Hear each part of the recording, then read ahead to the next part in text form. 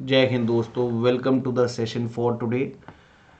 We are going to discuss the class 8 chapter 3 in this session, mineral and the power resources. India में कौन कौन से और दुनिया में कौन कौन से मिनरल्स पाए जाते हैं और पावर रिसोर्सेज क्या हैं, इसके ऊपर ये चैप्टर है. इसके बाद चैप्टर 4 है जो एग्रीकल्चर पे. All these chapters are very very important. We are discussing basically human geography. Total 6 chapter हैं. ये सारे हम most probably by tomorrow we will be done with this thing. आइए ज़रा देखते हैं. A naturally occurring substance that is a definite chemical composition उसको mineral कहते हैं. नॉट इवनली, अगर हम बात करें पूरे दुनिया में इवनली डिस्ट्रीब्यूटेड नहीं है. कुछ एरियाज में ये ज़्यादा कंसनट्रेटेड है. Some minerals are found in areas which are not accessible like such as Arctic ocean bed और Antarctic. Different types of geological environments and under varying conditions. They are created by natural processes without any human interference. Minerals जो है nature के दिए हुए हैं, so you can't interfere in that. On the basis of their physical properties हम उनको colour, density, hardness, chemical property के तहत उनको हम देख सकते हैं. मिनरल्स बेसिकली दो प्रकार के होंगे, मेटालिक और non metallic. Metallic further divide होते हैं फेरस और नॉन फेरस में. तो basically metallic minerals are contain metal in raw form. Metals are hard substances that conduct heat and electricity, and characteristics of luster and the shine. Iron ore, bauxite, manganese ore are some examples. Metallic minerals may be non-ferrous. Ferrous कौन से होते हैं? Iron ore, manganese, chromites. They contain iron. Non-ferrous which do not contain iron like gold, silver, copper or lead. ये chemistry की तरह ही थोड़ा सा हम बात करें. Non metals minerals do not contain metals. Limestone हो गया, माइका हो गया, जिप्सम हो गया, ये नॉन मेटल्स हैं जी, और मिनरल्स हैं non metallic. Even like coal, petroleum are non metallic minerals.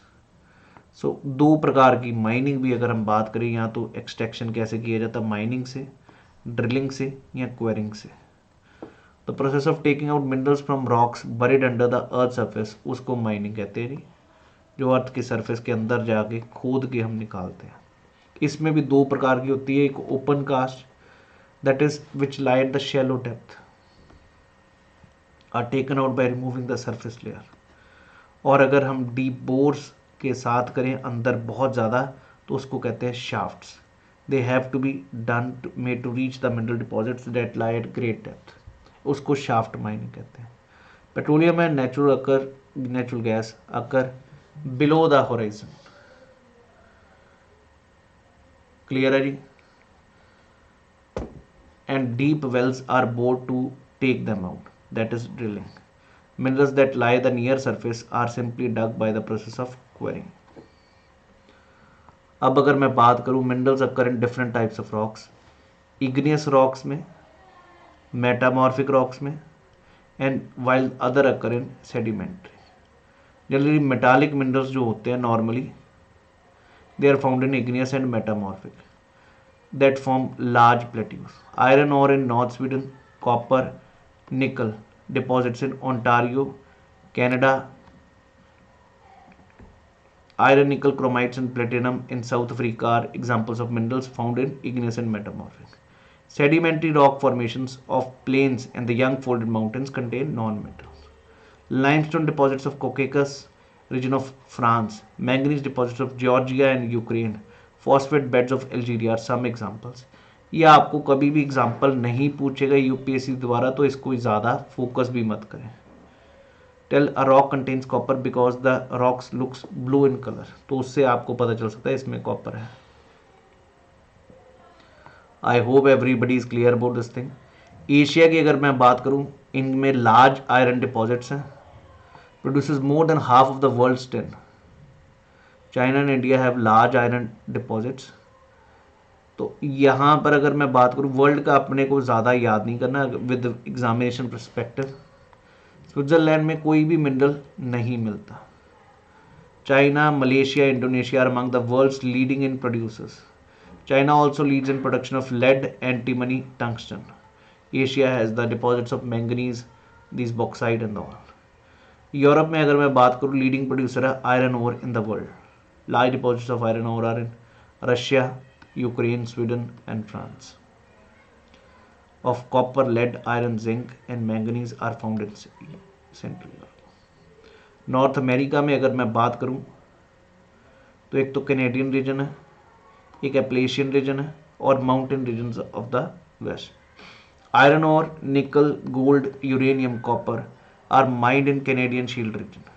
Coal in the Appalachian region and Western Cordilleras have vast deposits of copper, lead. ये आपको लोकेशन ज़रूर देखे, वेस्टर्न कॉर्डिलेराज कहाँ पर है, कैनेडियन शील्ड रीजन और फिर एप्लेशियंस. साउथ अमेरिका की बात करूँ, हाई ग्रेड आयरन ओर है इन द वर्ल्ड.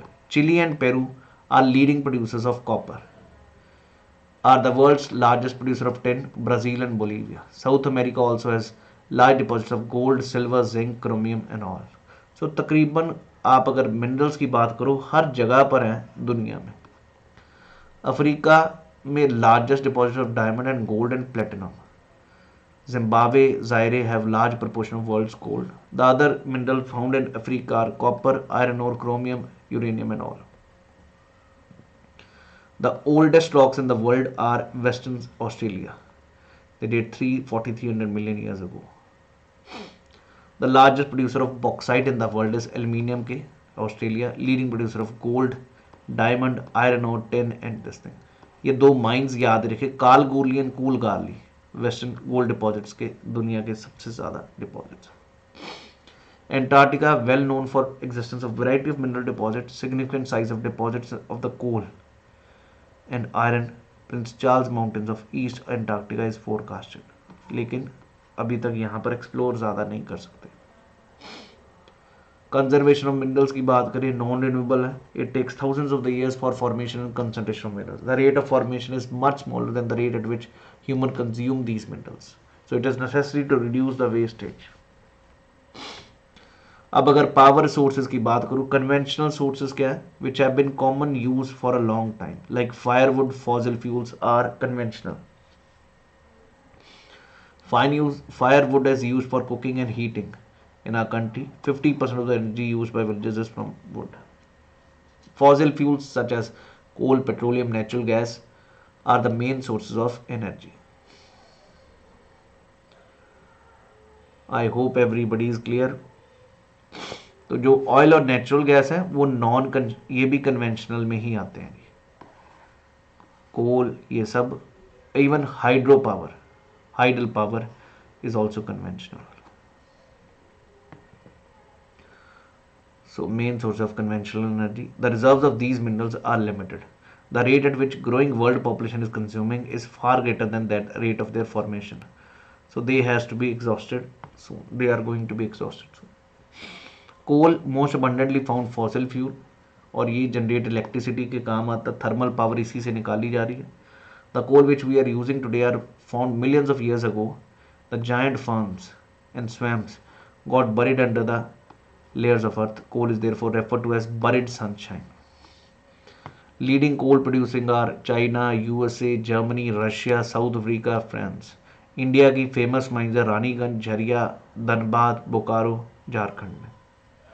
पेट्रोलियम की अगर मैं बात करूं, most of the things like car running and began as a thick black liquid called petroleum, found between the layers of rocks and is drilled from oil fields, then sent to the refineries which process the crude oil and produce a variety of products like diesel, petrol, kerosene, wax, plastics and the lubricants. Iron, Iran, Iraq, Saudi Arabia, ये सारी East Asia, West Asian countries, USA, Russia, Venezuela, Algeria, all of these are producing this thing. Natural gas की अगर मैं बात करूं, found with petroleum deposit and is released from the crude oil, is important clean energy resource with diverse usages. Power sector to generate electricity, heating purpose in industries, तो fertilizer industry. Globally, USA, Russia, Iran, Qatar, China, Canada, Australia are the major producers of this thing. CNG is a popular eco-friendly automobile fuel. So ये है जी. Sharp increase in our consumption of fossil fuels has depletion of oil reserves at an alarming rate. Natural gas is abundant and is the cleanest hydrocarbon. producing about around half of the carbon dioxide and just 1/10 of the air pollutants when burned to generate electricity. Norway was the first country to develop hydroelectricity. और हमारे India में भी आपको पता है Bhakra Nangal dam, Gandhi Sagar, Nagarjuna Sagar, Damodar Valley Corporation are the big dams which are producing hydro electricity. इसमें भी कुछ है such very not very much important but still चीज़ें समझ आए. Non conventional source of energy होती है सोलर एनर्जी, विंड एनर्जी और टाइडल एनर्जी, जिनको आप रिन्यूएबल कहते हैं. इस पे ही क्वेश्चन रिसेंट पेपर में आया हुआ CDS के पेपर में, कौन कौन सी कन्वेंशनल सोर्स ऑफ एनर्जी है, कौन कौन सी नॉन कन्वेंशनल. तो मैं तो यही याद रखता हूँ, नॉन कन्वेंशनल रिन्यूएबल है और कन्वेंशनल नॉन रिन्यूएबल है. तो जहाँ पे नॉन आ रहा है वहाँ पर नीचे नहीं आएगा, जहाँ पर नॉन आ रहा है उधर नहीं आएगा, उसी से याद रहेगा. और वैसे भी अगर बात करें कन्वेंशनल मतलब बहुत आसान तरीके, और वो कौन से जो आप तेल कोयला जिसको आप बहुत ईजिली खपत कर सकते हो. सोलर के लिए अभी हम टेक्नोलॉजी ढूंढ रहे हैं. सलाल डैम तो तुम सभी को याद होगा, चिनाब रिवर पर हमने डिस्कस कर रखा है. I hope everybody is very clear. Wind energy भी is an inexhaustible source of energy for grinding grain and all this wind farms are. अब हमें ज़्यादा से ज़्यादा फोकस इस तरफ करना पड़ेगा. The greatest producer of nuclear power US in Europe, Rajasthan Jharkhand have the large deposits of uranium. Thorium जो कि इंडिया में लार्जेस्ट रिजर्व्स है पूरी दुनिया में, and that is found in the monazite sands of Kerala. Nuclear power reactors Kalpakkam है तमिलनाडु में, तारापुर महाराष्ट्र में, राणा प्रताप सागर कोटावाला और नरोरा यूपी में, कायगा कर्नाटका में. ये न्यूक्लियर पावर प्लांट को मैच द कॉलम में भी पूछ सकते हैं.